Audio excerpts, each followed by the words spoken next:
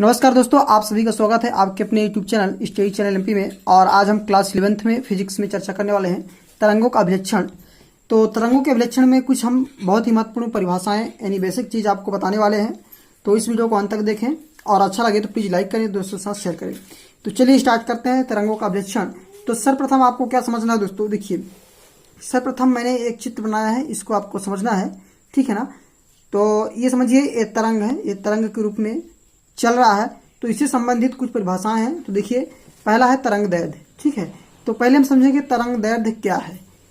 तो किन्हीं दो सुरंगों या दो गर्तों के बीच की दूरी को तरंग दैर्ध्य कहते हैं। इसे लैम्ब्डा से प्रदर्शित करते हैं, समझिएगा। किन्हीं दो सुरंगों या दो गर्तों के बीच की दूरी, ठीक है ना। क्या कहा हमने कि किन्हीं दो लगातार, यहां पर लिखेंगे किन्हीं दो लगातार। तो समझिए दोस्तों, किन्हीं दो लगातार सुरंगों या दो गर्तों के बीच की दूरी को तरंग दैर्ध्य करते हैं। देखिए किन्हीं दो लगातार सुरंगों, देखिए ये जो ऊपर का है ये सुरंग कहलाता है, मैं लिख देता हूं, ठीक है ना। ये सुरंग है और ये भी सुरंग है और ये कहलाता है गर्त, ये भी गर्त है, ठीक है। इन्हीं जो ऊपर का है वो सुरंग कहलाते हैं और ये जो नीचे है वो गर्त कहलाते हैं। तो क्या लिखा है कि दो लगातार सुरंगों, जैसे एक सुरंग ये हो गया, एक सुरंग ये हो गया, लगातार यानी क्रमशः। तो इनके बीच की जो दूरी है वह कहलाती है तरंग दैर्ध्य। यानी दो लगातार सुरंगों के बीच की दूरी, चाहे ऐसा कहिए, या फिर दो लगातार गर्तों के बीच की दूरी। तो ये गर्त, एक गर्त से दूसरे गर्त के बीच की दूरी, यानी दो लगातार सुरंगों या दो लगातार गर्तों के बीच की जो दूरी है क्या कहलाता है, तरंग दैर्ध्य कहलाता है। और इसे लैम्ब्डा से प्रदर्शित करते हैं। किससे प्रदर्शित करते हैं दोस्तों, लैम्ब्डा से, ठीक है। और इसको ऐसे लिखते हैं लैम्ब्डा। एंगस्ट्रॉम से भी प्रदर्शित करते हैं इसको।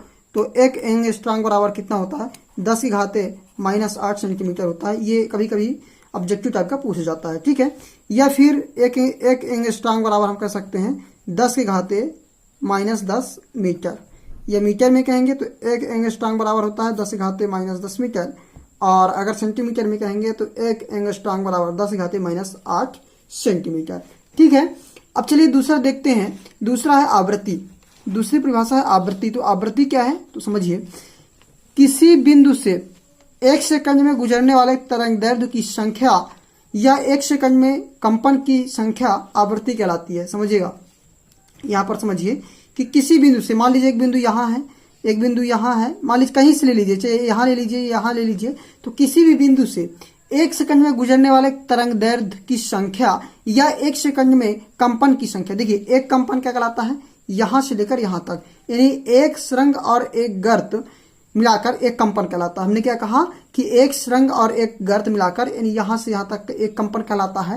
यानी 1 सेकंड में जितने कंपन करता है वह उसकी आवृत्ति कहलाती है, ठीक है। यानी किसी भी बिंदु से 1 सेकंड में जितने कंपन करता है वह क्या कहलाती है, आवृत्ति कहलाती है। या फिर 1 सेकंड में गुजरने वाले तरंग दैर्ध्य की संख्या, यानी यहां से यहां तक, यानी एक सुरंग और एक गर्त के बराबर जितना कंपन करती है 1 सेकंड में, उसकी आवृत्ति कहलाती है, ठीक। और आवृत्ति को किससे दर्शाते हैं, न्यू से दर्शाते हैं। देखिए ये न्यू है, ठीक, ये न्यू है, इसे न्यू से दर्शाते हैं आवृत्ति को। और इसका जो मात्रक होता है हर्ट्ज होता है, ध्वनि में प्रयोग होता है हर्ट्ज का। तो जैसे मनुष्य जो है 20 से 20,000 हर्ट्ज तक की ध्वनि सुन सकता है। तो इस प्रकार से हम कह सकते हैं कि आवृत्ति का जो मात्रक होता है क्या होता है, हर्ट्ज होता है, ठीक। अब देखिए अगला वेग। तो वेग क्या है, तो वेग समझिए कि 1 सेकंड में तरंग द्वारा तय की गई दूरी। देखिए 1 सेकंड में तरंग द्वारा तय की गई दूरी क्या कहलाती है, वेग कहलाती है। 1 सेकंड में तरंग द्वारा तय की गई दूरी, यानी कितनी दूरी तय करता है वह क्या कहलाता है, उसका वेग कहलाता है। और इसे सी से प्रदर्शित करते हैं, किससे, सी से प्रदर्शित करते हैं। वेग को ध्यान रखना है। और 1 सेकंड में जितनी दूरी तय करता है वही कहलाता है उसका वेग। और समझिए वेग और जो आवृत्ति है और तरंग दैर्ध्य है उसमें संबंध, ठीक है ना। तो आपको क्या समझना है कि वेग, आवृत्ति और तरंग दैर्ध्य में संबंध आपको थोड़ा समझना है। तो देखिए सी क्या है, वेग है, ठीक है ना। तो सी बराबर होता है म्यू इंटू लैम्ब्डा, ठीक है ना, ये होता है।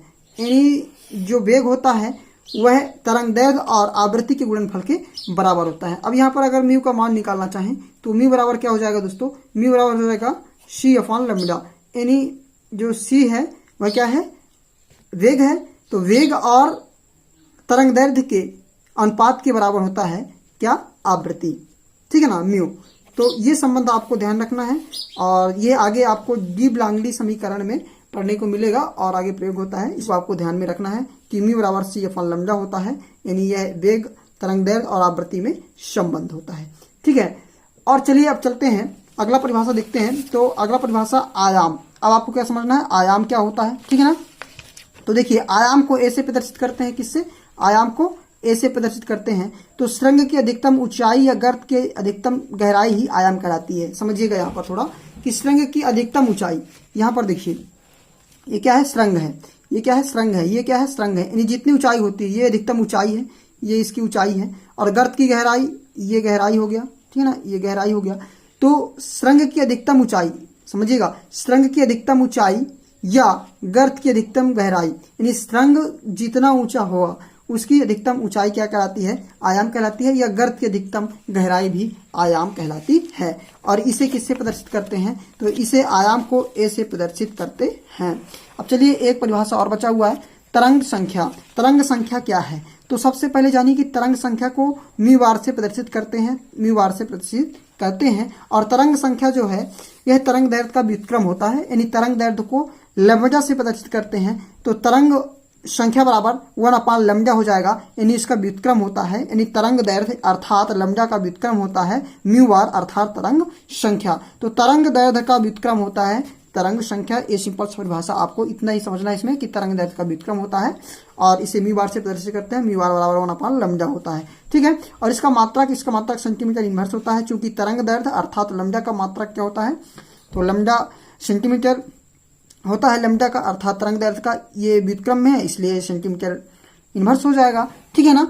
तो आज के छोटा सा वीडियो हमने क्या पढ़ा, तरंग दैर्ध्य, आवृत्ति, वेग और आयाम और तरंग संख्या। तो एक बार फिर से समझिए दोस्तों, तरंग दैर्ध्य क्या है, तो दो लगातार मतलब क्रमशः दो लगातार सुरंगों या गर्तों के बीच की जो दूरी होती है वह तरंग दैर्ध्य कहलाती है। देखिए दो लगातार सुरंगों या दो गर्तों के बीच की दूरी को तरंग दैर्ध्य कहते हैं, इसे लैम्डा से प्रदर्शित करते हैं, यानी ये हो गया सुरंग, ये हो गया गर्त। तो चाहे गर्त के बीच की दूरी कहिए या सुरंग की बीच की दूरी कहिए, तरंग दैर्ध्य कहलाता है, ठीक है। और आवृत्ति क्या होता है, 1 सेकंड में गुजरने वाली तरंग दैर्ध्य की संख्या आवृत्ति कहलाती है, अर्थात 1 सेकंड में कंपन की संख्या आवृत्ति कहलाती है। 1 सेकंड में किसी बिंदु से 1 सेकंड में जो जितना कंपन करता है, अर्थात एक कंपन बराबर एक यहाँ से एक सुरंग और एक गर्त के बराबर होता है। तो इतना कंपन 1 सेकंड में जितना करता है वो क्या कहलाती है, आवृत्ति कहलाती है। और आवृत्ति को किससे दर्शाते हैं, म्यू से दर्शाते हैं, न्यू से, ठीक है ना, न्यू से दर्शाते हैं, इसका मात्रक हर्ट्ज होता है। और वेग,